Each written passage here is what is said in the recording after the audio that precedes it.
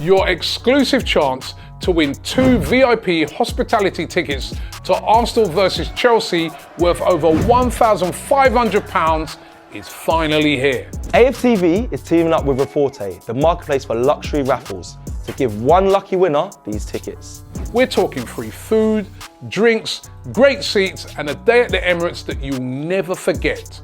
And with only 250 tickets available, your chances of winning are seriously high. Plus, guys, a percentage of every ticket sold goes to a charity to help fight childhood cancer. It's completely transparent and the checkout is easy. It takes less than 1 minute and you can even use Apple Pay. So hit the link in the description or scan the QR code on screen to enter a raffle with Raffle.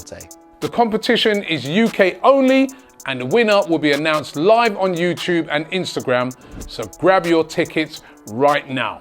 Good luck!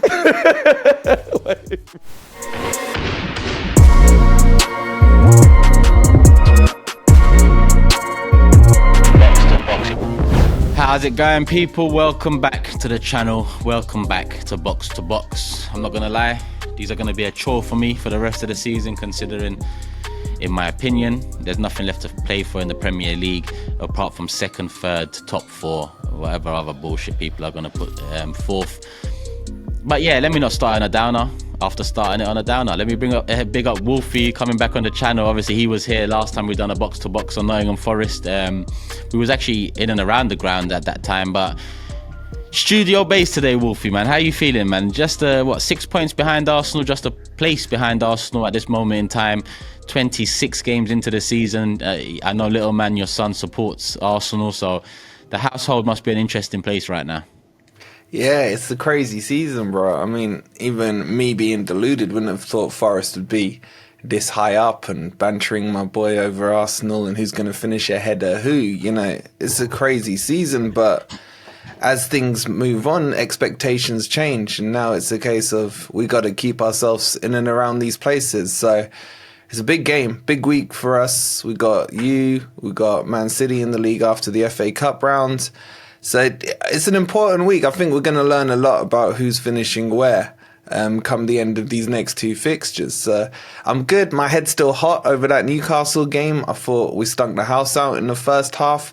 But when you look at it as a whole, I mean, no Forest fan would be unhappy with where we are this season, man. It's been good so far, bro. Yeah, I mean, couple losses back to back, but listen, the teams in and around you, in and around Arsenal, including you, inconsistent to say the least at this moment in time. So you still sit third place, 6 points behind us, a chance to make it 3 points. You mentioned, expectations changing. Where do you expect to finish coming into the season? I would like to see us it's going to be a top 5 minute for Champions League this season, so I'd like to see that happen. I think that pushes the club forward probably 3, 4, 5 years ahead of where they expected to be themselves. European still wouldn't be a bad thing. If we were to drop into the Europa or even the Conference, this for me is still a kick on for Forest. We were fighting a relegation battle for the last couple of seasons, and to jump from where we were to where we are now, you can't be disappointed with it. But I look at it as the mentality of, you are here. Who knows if you're going to be here next season or the season after? Make the most of it. That's why I was disappointed with our movement in the transfer window. I feel we should have strengthened to really show our intent, even if it just sent out a message to the league saying, you can think we're going to drop all you want, but show the intent, and we didn't do that. So, I worry about our strength and depth, and this is the business end of the season now. You got to take it serious. Every point counts. Draws start to feel like defeats, at this end of the table. And the expectation has to change. And if the club can get Champions League football, it takes us back to yesteryear, where we've done it before. Well, we've done it twice. And let's start to build kind of around that mentality, rather than have the mentality of, it's nice to be here, thank you for having us. Let's kind of, say we're here and we're here to stay in the long run, bro. So that's where my head's at with these things. Talk to me about the ownership side of things. And outside looking in, from what I know about Marinakis, sorry, I forgot. Marinakis, yeah. Marinakis. He seems very much connected to the club. He's very much there for the club. He faces up, fronts up to what he needs to face up and front up to. Very different to what we're going through here. But interestingly enough, I mean, listen, social media in terms of, you know, football content has seen a massive birth and turn in the last 10, 15 years, where Nottingham Forest's history dates back beyond those 10, 15 years. But there is a vast history there. There is heritage there. There's Champions Leagues there, titles there, a generational manager there in Clough. You lived through some of that period. I'm not too sure how much of it, but you lived through some of that period. Do you think this ownership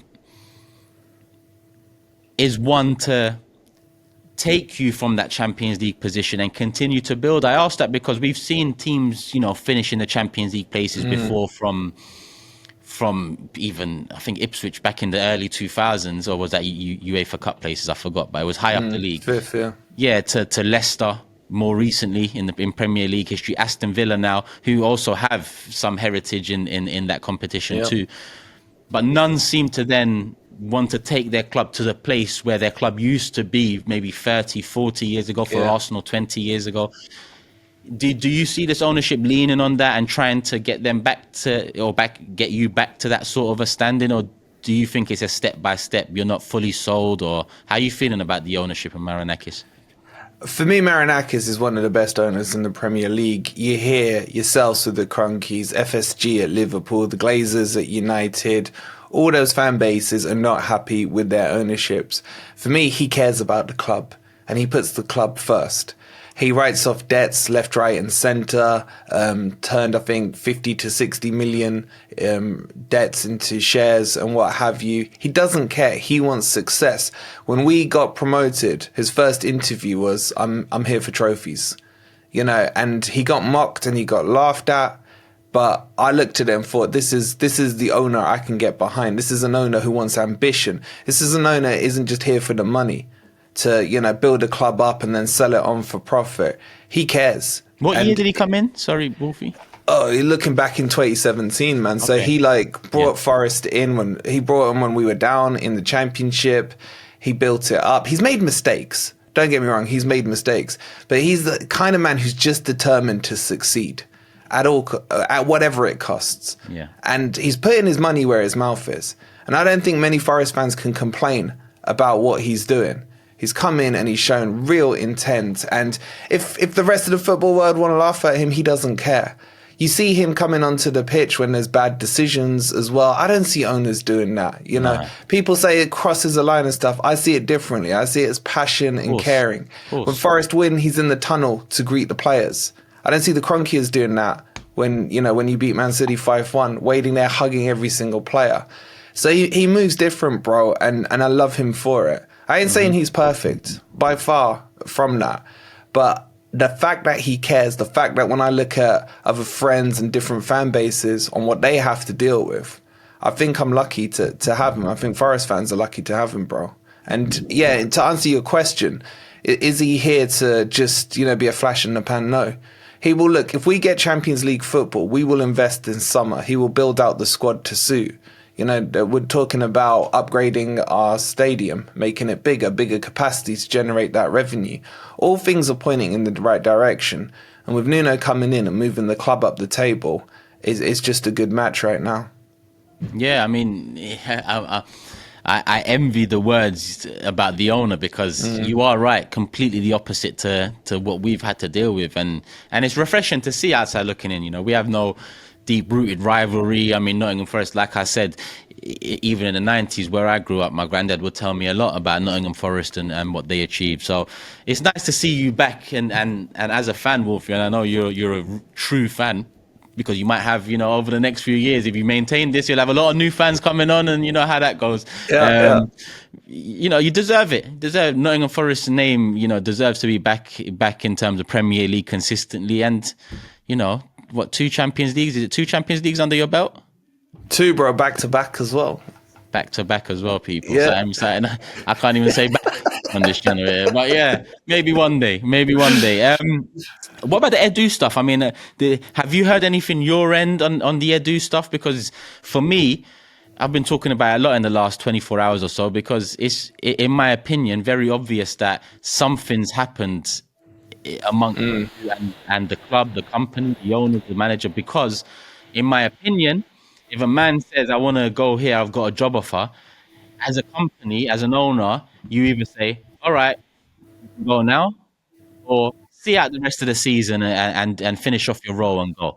You've done neither. He's on Yeah. gardening leave and has been on gardening leave for 3 months. Now, whether that's the owner saying, you know what, fuck this guy, he wants to go, which I doubt, because these owners are about their money. They don't want to be paying this guy for 6-7 months for no reason, right? That's how I see it. But on your end, has there been more noise about it? Initially in November, when it initially happened, there was a lot of, Marinakis, Edu, they've talked already. There was an offer in the summer. There's another offer there now, but it's gone very quiet since. Have you got anything for me, us? Yes, I was hearing about it over the summer, rumours about Edu joining, and I was lucky enough to speak to Ben Jacobs about it when it was actually happening. Now, what we got told is that Edu was very attracted to the Marinakis group, not just so much Forest, because Forest have obviously got Olympiacos, Marinakis, should I say, has Olympiacos, a Portuguese team. And the thing that Edu's very interested in is that Marinakis wants to acquire another team in Brazil. And this multi-team setup is the way that football is moving to, where you're going to have almost feeder clubs. So when we get this Brazilian team on board, any talent going through there may end up in Olympiacos. If they play Olympiacos, moves up to Forest and what have you. And Edu was very interested, because of his Brazilian roots, because of his knowledge of the Brazilian market, of being a part of the acquisition of that Brazilian team.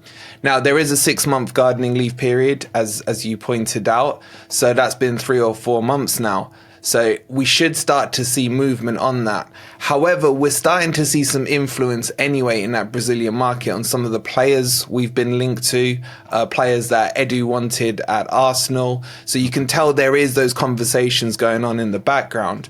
But it's just another sign for me, bro, that this is Marinakis showing that I'm a big man here. I can go to Arsenal. I can speak to their guys there. I can pull them out. I can offer them 3 times the salary that Arsenal were offering. And as you said, Arsenal didn't want to lose him, but Marinakis has come in, put the check down, had those conversations. And it's just another positive sign for me. I know Edu, it can be controversial in terms of what he did at Arsenal. Some like the recruitment he did, some don't, and what have you. But as a statement, I think it's huge that Forest can go to Arsenal and start talking to your guys.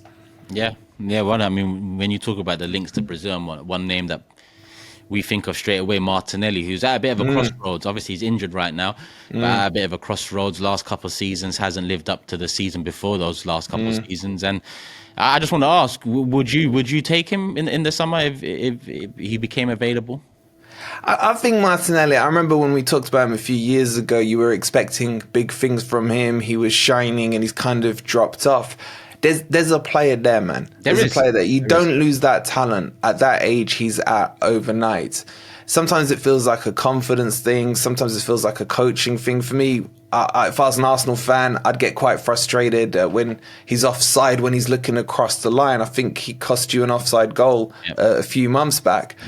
I think these are things that can be coached into him. But when you look at the raw talent, it's there. It can be nurtured. And yeah, I would take him, man. Because I also look at you lot and a couple of your wingers, Hudson-Odoi and Elanga, have faced similar stories in the past, but them two seem to be flying this season. Both. I don't know which. I mean, you tell me now. Let's get more into the lineups and game. I'll kind of went off on a tangent because I'm interested in this ownership stuff and Edu stuff and wanted to hear about it. But I'm sure the community have also found it interesting. So hit the like button, people. But the biggest threat for you, I mean, Chris Wood's on 18 goals this season. I've mentioned Hudson-Odoi and Elanga doing their thing, Gibbs White. It just feels like just last year that you had that, promotion and you went and bought 25 new players essentially, and everyone was getting on to you saying, oh, this ain't gonna work. It was, it was unsteady for a little while, but look at you now. But, who is the biggest threat for us? Who do we have to most worry about come Wednesday night? I think for me, it's about a trap that Nuno sets. Now, what he likes to do, his foundation is built on the back.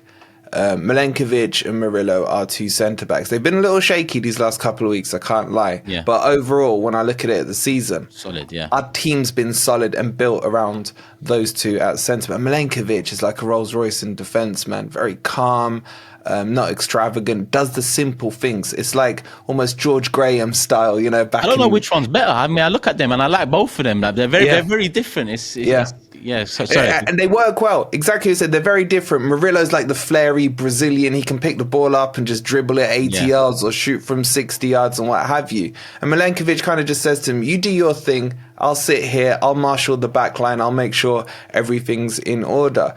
And because of that, what we like to do is sit in a mid-block, allow teams onto us, create those gaps, especially out on the wing. And then you'll see Murillo play a cross-field ball out to Elanga in behind the defence. He burns the pace in and then tries to bring Wood in to score one of his goals. And that's where it's worked. It's more the system that's been working rather than individuals. Don't get me wrong, there are the individuals. Chris Wood, as you mentioned, 18 goals this season. I never saw it coming. Callum Hudson-Odoi cutting in on his right foot, finding that finesse shot into the corner. He did it against Newcastle at the weekend. There are threats within that team.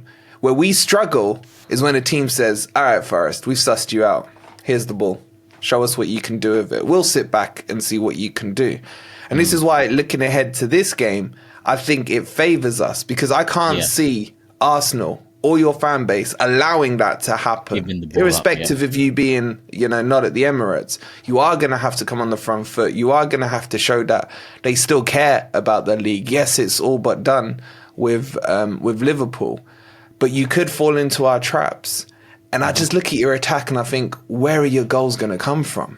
Where was that recruitment that had to happen in January? You had Saka falling down just before the window opened and still no movement. All was rested on Kai Havertz, who I don't rate in the first place anyway. And now he's fallen down. I'm seeing Moreno playing up front. Sterling, is that what you're going to rely on?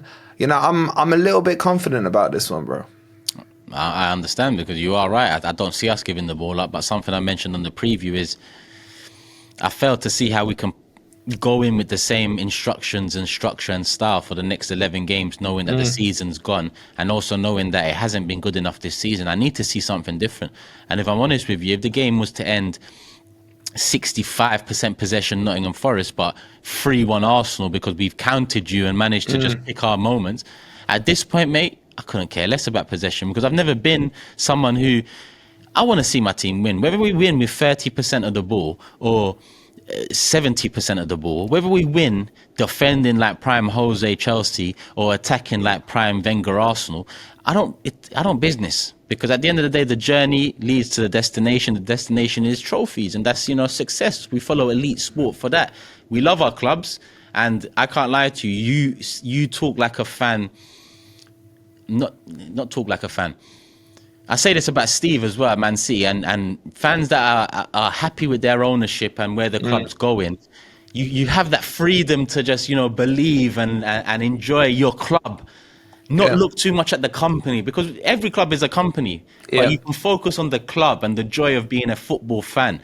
Whereas I'm in a position where the joy of being a football fan has been sucked out because of, like you said, another chance to capitalize in January with another attacker or two, and a fair few went for money, not for money, obligations, option. There was players galore available. Asensio scored 2 goals for Villa, by the way, and they signed 4 attackers in January. And we didn't move, and that just typifies, the Arsenal ownership and the last 20 years, to be honest. But looking at I hear Arsenal, your frustrations on that, bro. I really do, because I feel like we've had this same conversation for the last 3 years, me and you, where I've said to you, where's your number 9? And you're like, don't ask me, man. I've been saying that for years. And I just look at it this year, especially, where Pep's fallen off with Man City. You guys were meant to be the heir to the throne. Where was that step up? Yeah, we hear phase 5 in Arsenal and all this stuff, which is fine until you look at what Slot's done. He's come in, he's moved that Liverpool team forward. He's probably going to win the league with them. Yet I still look at Arsenal and think, as an outsider looking in, you were 2 or 3 pieces short max of that jigsaw puzzle being complete. And I look at it and think, is it the board or is it the manager? Is this manager anti-striker? Is he trying to do the whole Pep won the league with a false nine a few years back and he can emulate it? It's almost frustrating as a football fan. Forget Forest for now. Watching, and I've said to you many times, I enjoyed watching you guys under Prime Wenger, the way you played football, the flowingness of it. And you look at it now and you think, how have the standards fallen this much? And how are the fans allowing it to fall this much? It's crazy. Yeah. Listen, this channel has heard those words come out of my mouth many times over this season and over the last 5 years. But here we are. Who is our big... Well, I'm not even going to ask you, Ranieri or Gabriel. That's probably the biggest threats we have. Either Ranieri in space or Gabriel from a set piece. Am I wrong? Is there someone else you want to pick out? No, those two for me. I mean, one I will say I'm worried about, who's been, I think, terrible this season, who had one good game, and that was against us when you schooled us 3-0, was Odegaard. But I think he's fallen off. I think his one good game this season was against us at the Emirates. I worry that he'll suddenly wake up again. Maybe we provide him the space he needs to operate in. But yeah, I fully agree with you. Gabriel, both defensively and offensively, I think is a threat. Ranieri, I feel that he has something about him. But I worry from an Arsenal perspective that too much pressure is being put on him, too much responsibility is being put on him, and it's not fair on him. Do you know what I'm saying? It's like he can't and should not be in a position in a club like Arsenal to have to shoulder that responsibility at his age. He should be brought in step by step, developed properly, not rushed through. And it's being forced, and in my opinion, because of your lack of recruitment. And I don't think that's fair on him, because if he goes through a dry patch of a couple of games, you're going to have, the ops onto him straight away. Of course we are. You know what I'm saying? Bring him down. And that's the fault of your ownership and your manager, if that does happen. Because Lewis Skelly's kind of getting it now. Yeah. And I don't mind. I like Lewis Skelly's character. Football misses that. I like but you're exposed now to the ops and the fan bases and the banter and all of that stuff, which is fine if you can deal with it. But at the same time, like you said, the club shouldn't be. We should have our Salahs and Van Dijks, and I'm using those names. I mean, experienced players that if things are not going right, we're looking at them, not looking at the youngsters and maybe a red card here, whatever. And Ranieri, he was, he is our key threat. But after the Leicester game, you can see that West Ham saw that, dealt with it, and we didn't have nothing else to show. So, it's not fair. It's not just about Turkish. I look at your team and I compare it. I know maybe I shouldn't do. I don't know if it will upset Arsenal fans, but I do. I compare it to the leadership I used to see on that pitch with Vieira, with Henry, Petit, Tony Adams, if you want to go back further. I look at your team now. I'm like, where are your leaders? Gabriel, maybe? Mm-hmm. Odegaard's your captain. I don't see him as one of those leaders. Do you know what I mean? The proper old school leaders.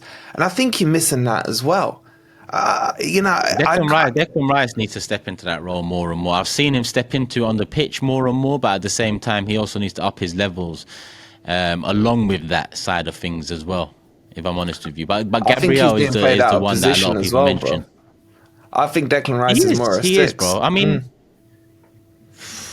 Bro, when you get these modern managers, your left back might be a striker, your striker might be a right back. I don't know what's going on anymore, bro. We come from a similar cloth, similar era where football was football. Yeah. You're right-footed, put in a cross, you're on the right wing. Yeah. You're left-footed, can't really attack, you're a left back. Yeah, that's what I grew up on. But I know football's changed. Back in the day, guy, I'm getting old. We are getting old, whatever, people. The beautiful game's gone. Facts. Prediction time, Wolfie. You're the home team, so kick us off with the prediction. Bro, I think for the first time doing this with you over the years, I'm going to predict a Forest win. And I think we could win this comfortably, bro. I'm going 3-1 Forest. I just think you'll fall into our trap. I think you'll over-attack, leave us the spaces. And if we get the lead, apart from against Newcastle, we're usually good when we take the lead and we can kick on. We need to win. We need a reaction. Our last 2 games, we've stunk the house out. But this is our first game back at home for a few weeks. Last game, we won 7-0 against Brighton. And I think Nuno will demand a reaction. I'm going 3-1 Forest, and I don't think it's that crazy to say it. You're crazy. I said 3-1 on Forever Arsenal. Forest, by the way. So if you think that's crazy from you, then I don't know what they're going to think of it from me. I think I said 2-1 or 3-1 on the preview, and I'm going to stick to that. Usually I say for box-to-box purposes, because we've got the ops in the building, then we go for a 2-1, 3-1 win. Nah, not today. I'm not an idiot today. I'm going to agree with you, 3-1. I just don't see it. Unless Arteta really flips it up and gets something else out of this team. You know, I think I'm looking at the table now. I think top 4 should be all right, but that could also be famous last words. Wolfie, let them know where they can find you. Obviously, your channel will be in the title, in the description, but let them know your channel name, social medias. We'll put that in the description too. Yeah, appreciate it. It's at Forest Fan TV on YouTube, at YouTube FFTV over on Twitter. We'll be doing a build up to the game on Wednesday. It's a shame the turnaround so quick, bro. It'd been nice to kind of meet up in person again, but these midweekers are crazy. So yeah, appreciate any love and support. And as always, Turkish, it's been a pleasure doing this with you, bro. Come on, as always, people. Go show some love to Forest Fan TV, people. Big up Wolfie. And I say that because, listen, his son's an Arsenal fan, so when it's time for him to pass the reins on to his son, it changes from Forest Fan TV to a competition on this channel, AFTV Plus, we'll call it. So go show Forest Fan TV some love. And then, yeah, wait, and his son will take over soon enough, and it'll be Arsenal content. But yeah, Wolfie, pleasure as always, my bro. Love for the love, people. Hit that like button. Much love. Make sure you subscribe here. Make sure you subscribe to Forest Fan TV. And yeah, we'll be back when we're back. 11 points off Liverpool. We'll see where we're at come Thursday morning. Peace, people. We're out.